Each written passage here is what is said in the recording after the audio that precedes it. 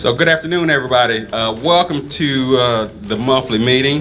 So we have the pleasure of learning from a distinguished group of tax professionals regarding 2018 tax reform and the wins for commercial real estate. We're excited to have everyone here this morning.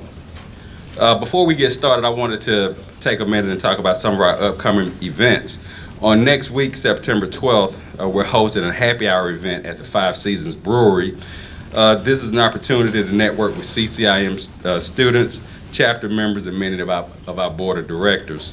We have our CCIM annual conference that's going to be held in Chicago the week of October 7th. And we have our 13th annual economic forecast luncheon, which will be held on Thursday, November 15th at the Cherokee Town Club. Our upcoming classes, we have the 101 class is going to be held on September 10th through the 13th. We have a Foundations for Success in Commercial Real Estate course that's going to be held on September 17th and 18th. We have our User Decision Analysis course, which is the 103 course. It's going to be held on October 22nd of next month. And then our 104 course is going to be held the week of November 5th. And with that, I'd like to turn it over to Michael Bull, which is going to introduce the panelists and moderate the discussion today. So let's have a warm welcome for Michael Bull. Thank you very much. Well, we have a great group of people in the room and a great panel. It's interesting, when you look at this room, half the people here could be speaking up here and have at times. So it's a great group of people. Thanks for having me here, and we appreciate being a sponsor of the Georgia chapter. Now today we're going to talk about a lot of things, and it reminds me of the old movie Bandit.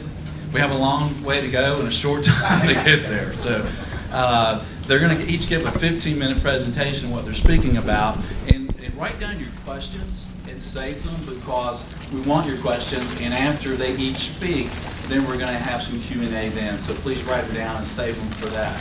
So I'm going to just do a brief introduction so we can get going pretty quickly. We have Steve Rothschild on the right. He's a partner with the Strategic Group.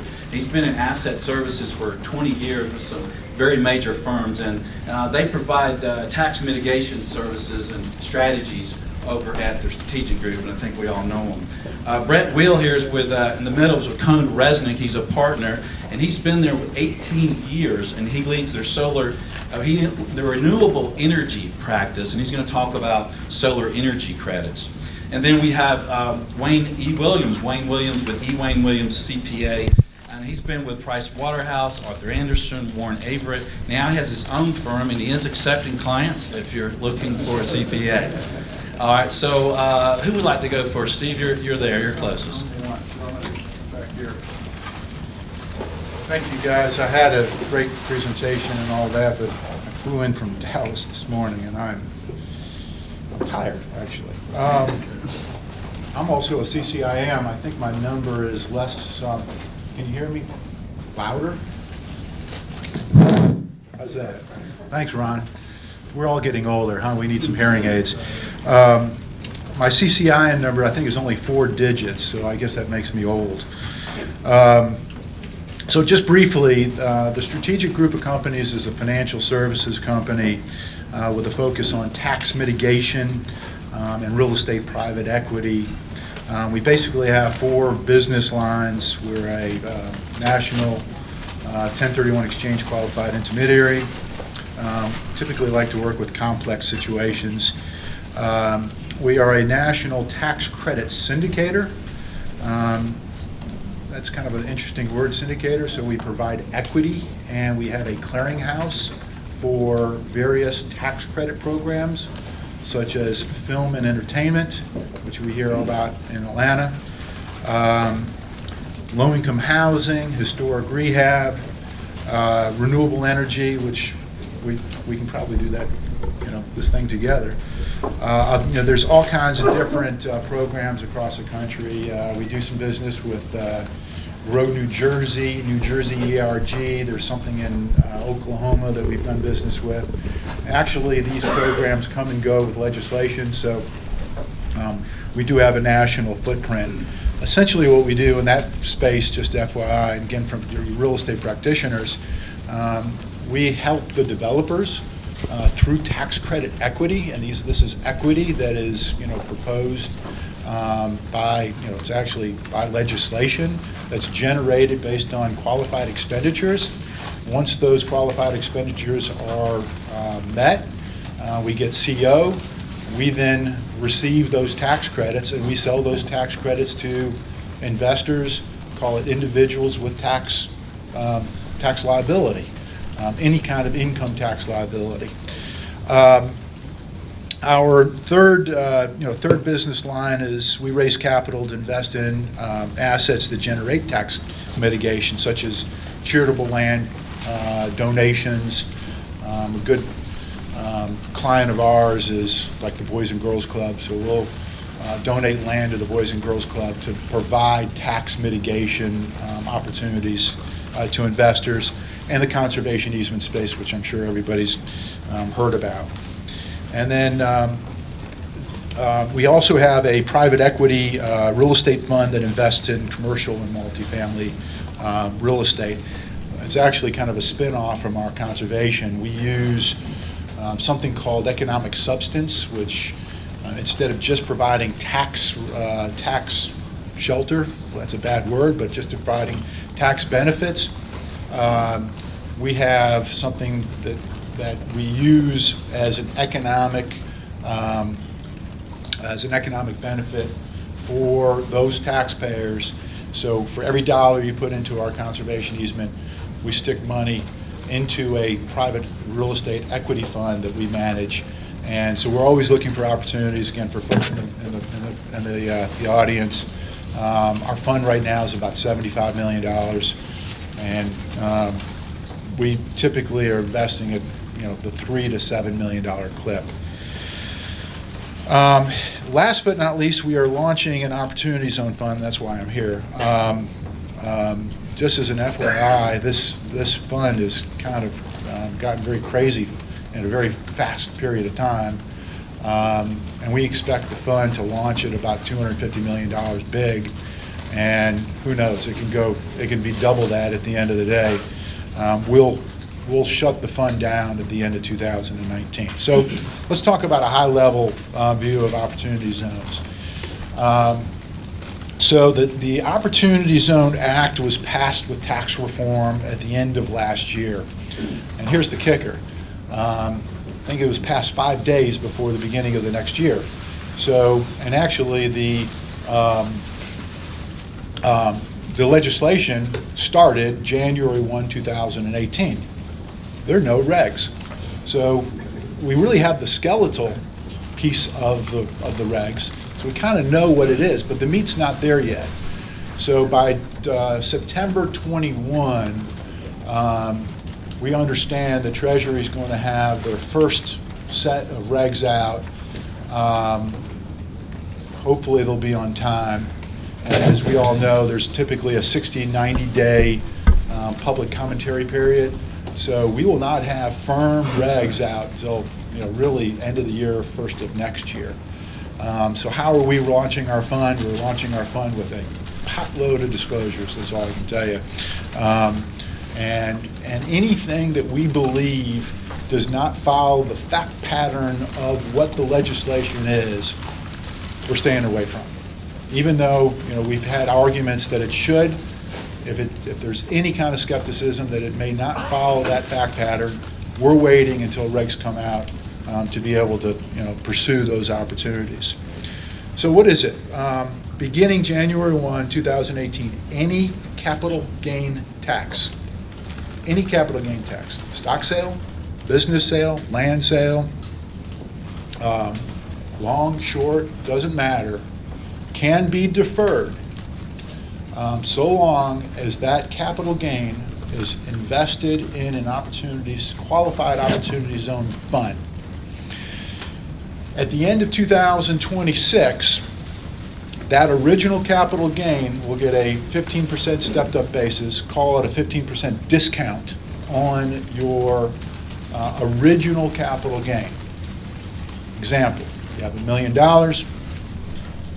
Well, let me qualify that. So long as you invest in a qualified opportunity zone fund before the end of 2019, so you get that 15% stepped up basis.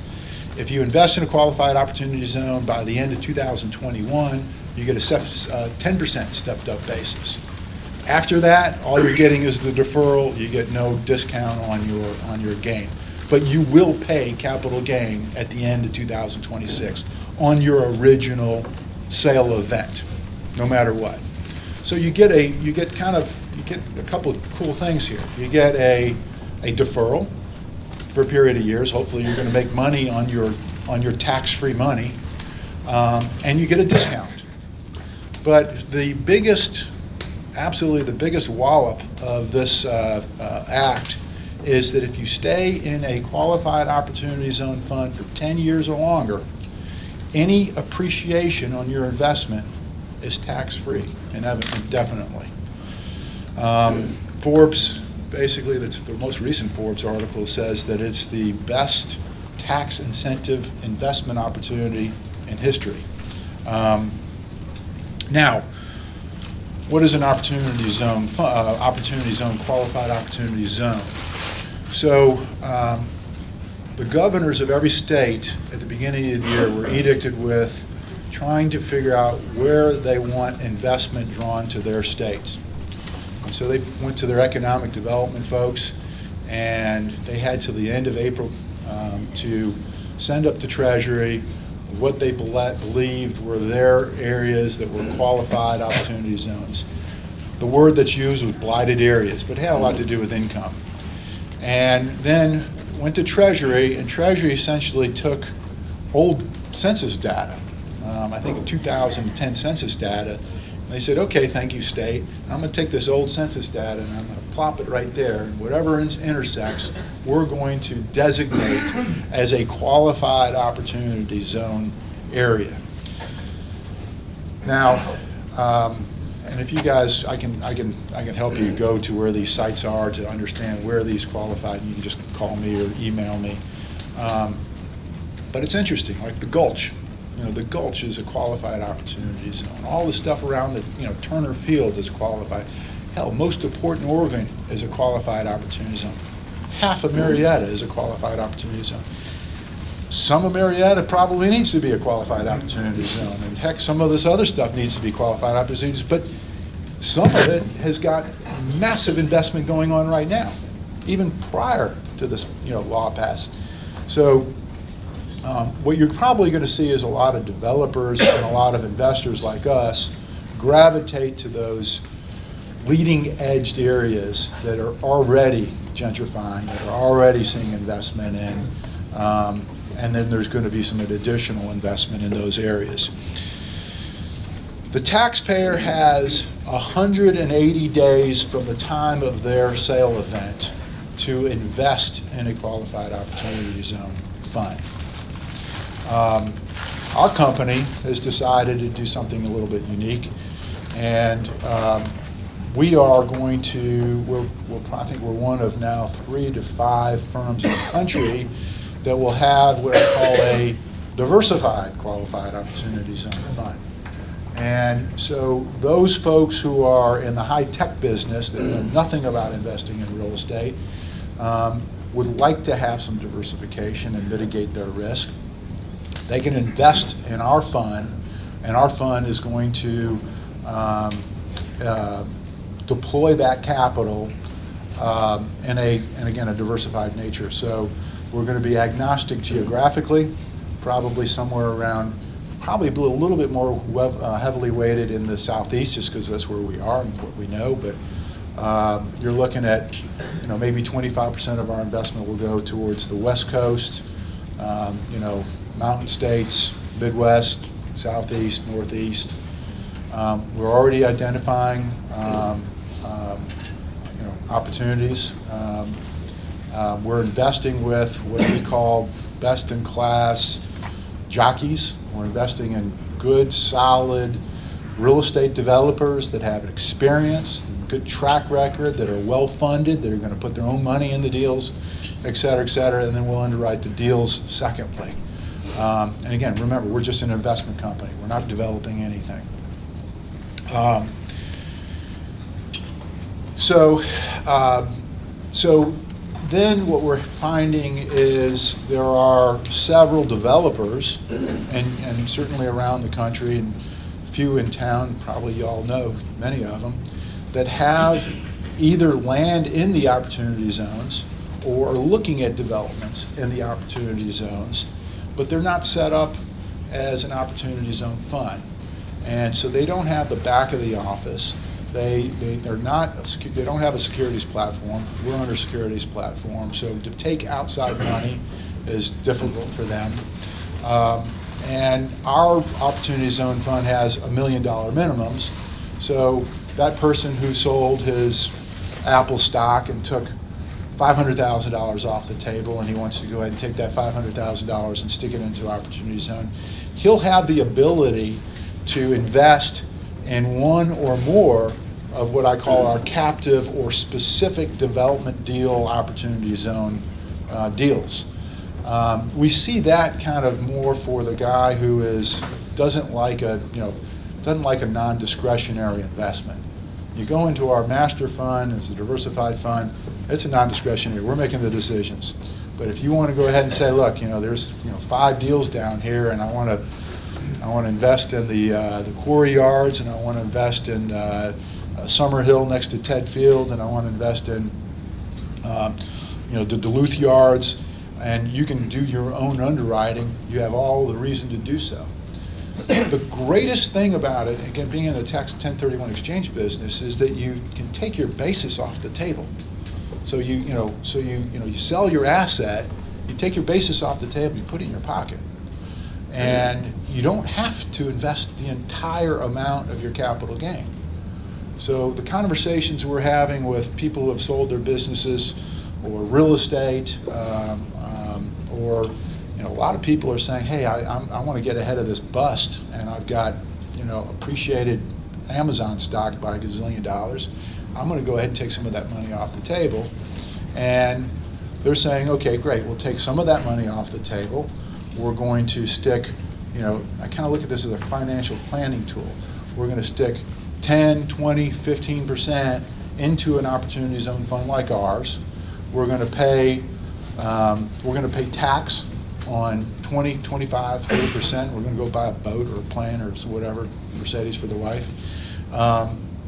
And then that leaves us with about 50%. And what are we going to do with that 50%? Well, we're going to either pay the tax and have dry powder and go find another gig, or we're just going to take it off the table and invest it in other ways without having the tax incentive and investment. So those are just various ways and various conversations that we're having with folks. The opportunity zone investment is not limited to real estate. It can be a corporate investment. The rules to invest in a company that is located in an opportunity zone is a little bit mucky. It's a little cloudy. Until regs come out, we're pretty much staying away. Our legal, we use Morse, Manning, and Martin, who did our fund docs. We've got Kidder Peabody doing a peer group review over Morse, Manning, and Martin. And I can tell you, I got 3 emails this morning from 15 different law firms saying different variations of what the regs are going to be. I think everybody's speculating at this point in time. So we're probably going to stay away from any direct corporate kind of company investments, although our fund allows us to provide 10% of our fund into company investments. A pure raw land investment, and this actually, I just read this, and Wayne, you and I had this conversation. I got back from Sutherland, a white paper. If you invest in land and you're using opportunity zone funds, you have 30 months to put as much money as your basis. So if you buy land for $1 million, you have 30 months to put another $1 million into that asset.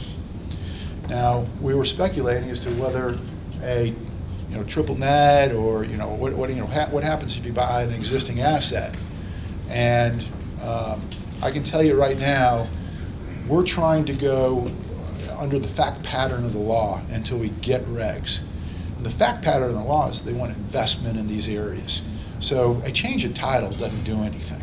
I mean, you know, just because you own it and I'm buying it from you, it doesn't provide any investment. I own it, it's never you. So what they're trying to do is now create ways to provide investment in those areas. And we believe that same fact pattern goes to any existing real estate. So if you buy an advanced auto parts deal that's in a opportunity zone for, area for $3 million, you got 30 months to renovate it for another $3 million.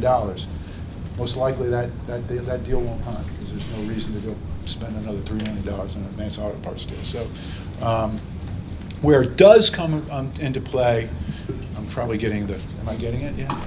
Where it does come into play is